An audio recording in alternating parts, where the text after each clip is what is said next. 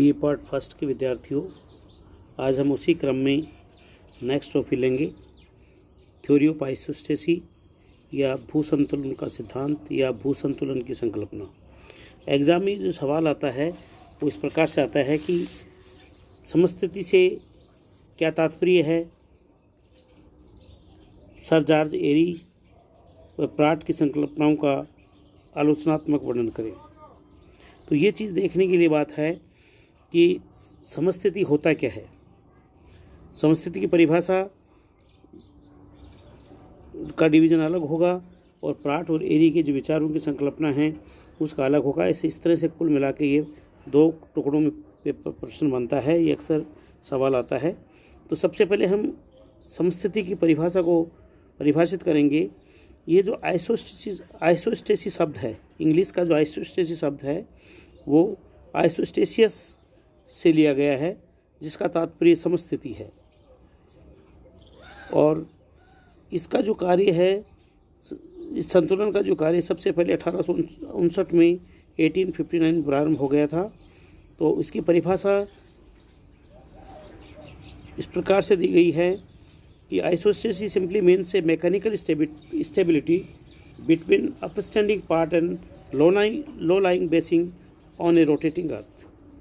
अर्थात परिभ्रमण करती हुई पृथ्वी पर ऊपर स्थित क्षेत्रों, ऊपर जैसे कौन से क्षेत्र हैं, पठार है, पर्वत है, मैदान हैं, और गहराई में स्थित क्षेत्रों जैसे झील है, समुद्र है, सागर हैं, महासागर हैं के भौतिक अथवा यांत्रिक स्थिरता की दशा को ही समस्थिति या संतुलन की दशा कहते हैं। ये यांत्रिक जो स्थिरता है, मैकेनिकल जो स्टेबिलिटी है, इसकी स्थिरता की जो दशा है उसको ही समस्थिति कहते हैं। लेकिन अब प्रश्न ये उठता है कि ये संतुलन या समस्थिति के सिद्धांत का प्रतिपादन कैसे हुआ। इस सिद्धांत का प्रतिपादन में अचानक ही भूगोलवेत्ताओं के मस्तिष्क में एक दिमाग में आया, और जब 1859 में सिंध गंगा के मैदान के अक्षांशों के निर्धारण हेतु सर्वेक्षण किया जा रहा था, उसमें भारत के सर्वेयर जनरल जॉर्ज एवरेस्ट के निर्देशन में ये कार्य हो रहा था। उस समय कल्याण और कल्याणपुर नामक दो स्थानों का अक्षांशीय माप त्रिभुजीकरण विधि द्वारा तथा खगोलीय विधि द्वारा लिया गया, जिसमें दोनों मापों में 5.236 इंच का अंतर आ गया। मतलब जब ये त्रिभुजीकरण विधि के द्वारा और खगोलीय विधि के एस्ट्रोनोलॉजिकल मेथड के द्वारा जब इनका नाप लिया गया तो उसमें 5.236 इंच का अंतर आ गया। कल्याण हिमालय से मात्र 60 मील दूर है। इस प्रकार जब दोनों की नापों में जब अंतर आने का कारण पूछा गया तो सर जॉर्ज एरी महोदय ने बताया कि ये अंतर हिमालय पर्वत की निकटता के कारण है, क्योंकि ये इतना जो अंतर आया है 5.236 इंच का, कि हिमालय पर्वत नज़दीक है और इसके जो आकर्षण शक्ति के कारण पेंडुलम को आकर्षित कर रहा है। इस तरह से प्रथम तथ्य का सूत्रपात हुआ कि हिमालय की आकर्षण शक्ति माप में अंतर का कारण थी। अब ये समस्या प्राट महोदय के सामने रखी गई तो उन्होंने एक नई व्याख्या प्रस्तुत की। उन्होंने ये मान लिया कि महाद्वीपों की तरह हिमालय भी सियाल का बना हुआ है, जिसका घनत्व 2.75 gram centimetre raise to power -3 है। इस आधार पर उन्होंने गणना की तो ये घनत्व जो दोनों नापों का जो अंतर है वो 15.885 इंच के बराबर था। इस प्रकार प्राट ने इस मत का उद्बोधन किया कि माप का अंतर केवल 5.2365 न होके 15.885 होना चाहिए था। और इस प्रकार प्राट ने इस मत का अनुमोदन किया कि माप का अंतर 15.885 होना चाहिए था, अर्थात हिमालय को पेंडुलम को और अधिक आकर्षित करना चाहिए था। प्राट के अनुसार हिमालय यदि 2.5 gram centimetre raise to power -3 घनत्व वाले सेल का बना है तो वह सही रूप में अपनी आकर्षण शक्ति का प्रयोग नहीं कर रहा है। और इसके हिमालय की जो आकर्षण शक्ति का वास्तविक कारण क्या है, इसके लिए अनेक सुझाव दिए गए हैं। एक पहला सुझाव ये दिया गया है कि हिमालय जो है एक खोखला भाग है जिसके अंदर चट्टान न होकर बुलबुले हैं, और इस कारण से पर्वत का भार तथा घनत्व कम होगा, जिस कारण माप में अंतर आ गया, लेकिन ये सर्वथा काल्पनिक सिद्ध कर दिया गया। दूसरा कारण उन्होंने बताया कि हिमालय के ऊपरी अतिरिक्त पदार्थ का संतुलन उसके नीचे के कम घनत्व वाले पदार्थ से होता है। इस कारण समस्त भार कम होगा तथा आकर्षण शक्ति कम होगी। तीसरा, हिमालय के शैल का घनत्व स्वयं कम होगा, जिस कारण पर्वत का भार तथा आकर्षण शक्ति कम होगी।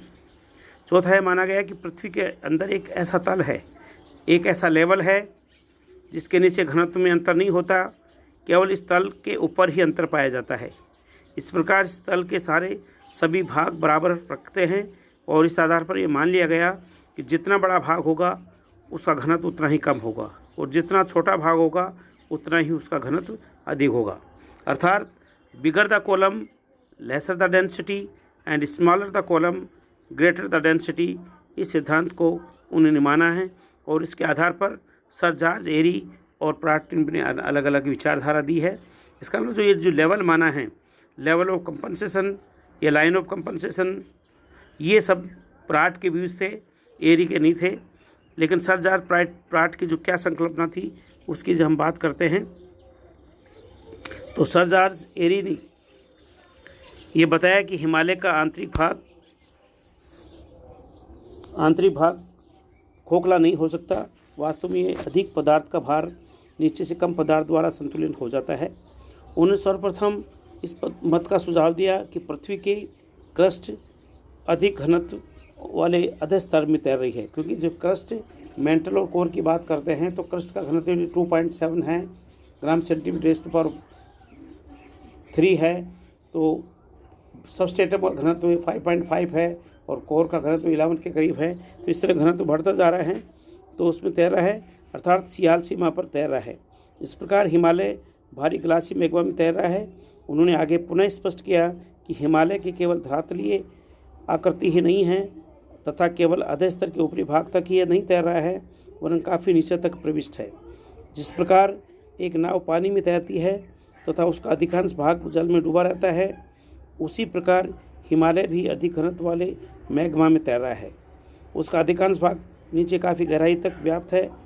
इस विचार को दूसरे रूप में भी समझाया जा सकता है कि जिस प्रकार बर्फ़ का टुकड़ा जब जल में तैरता है तो उसका एक भाग को जल के ऊपर रहने के लिए और 9 भाग जल में रहना आवश्यक होता है, उसी प्रकार महाद्वीपीय भागों का औसत घनत्व 2.67 ग्राम सेंटीमीटर -3 है तथा सबस्ट्रेटम का घनत्व 3.0 ग्राम सेंटीमीटर -3 मान लिया जाए तो क्रस्ट के प्रत्येक भाग को सबस्ट्रेटम के ऊपर रहने के लिए क्रस्ट के 9 भाग को सबस्ट्रेटम के नीचे रहना पड़ेगा। इस बात पे एरी ने इसे आइसबर्ग के तैराव का उदाहरण प्रस्तुत किया, वरन उन्होंने ये भी बताया कि स्थलभाग मेघवा पर नाव की तरह तैर रहा है। यदि तैराव के उपयुक्त सिद्धांत को एरी के सिद्धांत में प्रयुक्त किया जाए तो हिमालय जितना ऊपर है उसका 9 गुना भाग नीचे की तरफ होगा। यदि हिमालय की ऊंचाई मोटे तौर पर यदि 8,848 मीटर मान भी ली जाए तो इसको 9 टाइम्स गुणा करेंगे तो ये 79,632 मीटर तक भाग जो है उसका हल्के पदार्थ का सबस्ट्रेटम में होगा। ये बात के उन्होंने एरी ने बताई है। इस प्रकार एरी ने बताया कि हिमालय अपनी वास्तविक आकर्षण शक्ति का प्रयोग कर रहा है, क्योंकि उसके हल्के पदार्थ वाली एक लंबी जड़ है जो कि सबस्ट्रेटम में है तथा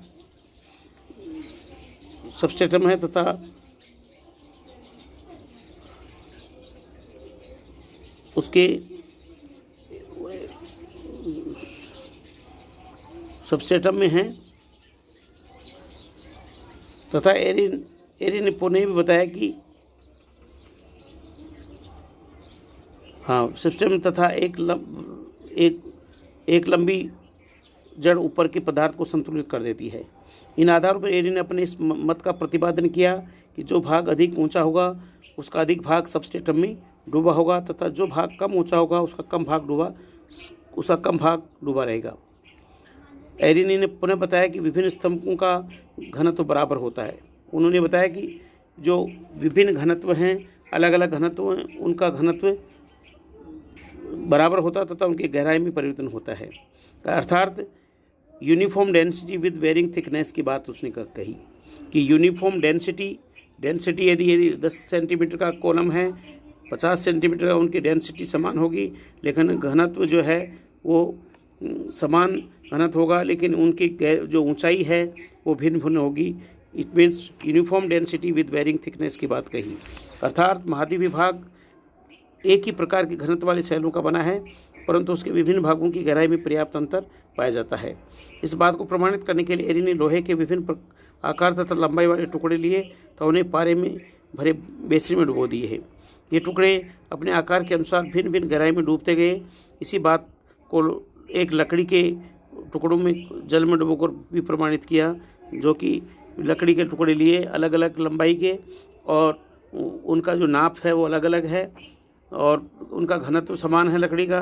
तो उस आधार पर देखा कि जो भाग जितना अधिक डूबा होगा उसका घनत्व छोटा भाग की अपेक्षा कम होगा। ये चीज़ उनका कि uniform density with varying thickness की बात की, एक घनत्व समान था लेकिन गहराई भिन्न पाई जाती है। सारांश में हम ये कह सकते हैं कि एरी ने इस मत का बताया कि ऊंचे उठे भाग काफ़ी गहराई तक अपनी लंबी जड़ से सबस्ट्रेटम को अधिक घनत्व वाले भाग को हटा देते हैं, जिस कारण से ऊंचे उठे भाग नीचे गहराई तक हल्के पदार्थ का विस्तार हो जाता है। ऐसे पर्वतों के विषय में उसने बताया है। इस प्रकार से संतुलित होकर पृथ्वी पर स्थित है। इसके विपरीत कम ऊंचे भाग अथवा निचले भाग कम गहराई तक प्रविष्ट होते हैं, अतः वे अधिक घनत्व वाले भाग को थोड़ी मात्रा में ही हटा पाते हैं, जबकि उसके नीचे सबस्ट्रेटम का अधिक घनत्व वाला पदार्थ अधिक मात्रा में होता है। इस प्रकार ऊंचे उठे भाग तथा नीचे भाग एक साथ संतुलित होकर खड़े रहते हैं। प्रत्येक भाग का संतुलन या संतुलन रेखा पर भार बराबर होता है। इस आधार पर वर्तमान समय में एरी ने इस मत को सबसे अधिक समर्थन प्राप्त है, तो इसमें कुछ दोष भी हैं। अर्थात आलोचना की यदि हम बात करें तो एरी के मत को मान्यता प्रदान की जाती है, जो प्रत्येक ऊपर स्थित भाग की ऊंचाई के अनुसार नीचे की तरफ जड़ रखते हैं। इस प्रकार हिमालय की लगभग 79,632 मीटर गहराई जड़ होगी। यदि ये ज्ञात है कि ऊपरी भाग में पृथ्वी के नीचे जाने पर तापमान 32 मीटर पर 1 डिग्री सेंटीग्रेड बढ़ जाता है, तो इस प्रकार हिमालय इतनी लंबाई में अर्थात 79,632 मीटर की गहराई पर अत्यधिक ताप के कारण उसको पिघल जाएंगी। अर्थात जब उसका बेस ही नहीं होगा तो ये जो मान्यता है ये नहीं हो सकती। तो इस आधार पर एरी ने इसको ये बताने की कोशिश की है कि जो भाग जितना गहरा होगा और जो भाग छोटा होगा तो वो उसके घनत्व के संतुलन की स्थिति में है। इसलिए उन्होंने ये स्पष्ट कर दिया कि जो भाग यूनिफॉर्म डेंसिटी है विद वेरिंग थिकनेस की बात करके, और उन्होंने कहा कि इतनी गहराई तक जो है इसलिए ये संभव नहीं हो सकता, क्योंकि 32 मीटर पे 1 डिग्री सेंटीग्रेड टेम्परेचर बढ़ जाता है, तो उसकी जब जड़ ही नहीं होगी, रूट ही नहीं होगी, तो ये संभव नहीं है। इस संकल्पना का जो विचारधारा का जो है उन्होंने प्राट ने इसका विरोध किया है, इसको जानकारी दी है, और उसके आधार प्राट ने अपने विचारों के आधार पर इस संकल्पना को प्रतिपादन किया है। तो नेक्स्ट दिन हम प्राट की संकल्पना की बात करेंगे और हेपर्ट बोवे की विचारधाराओं को सम्मिलित करेंगे।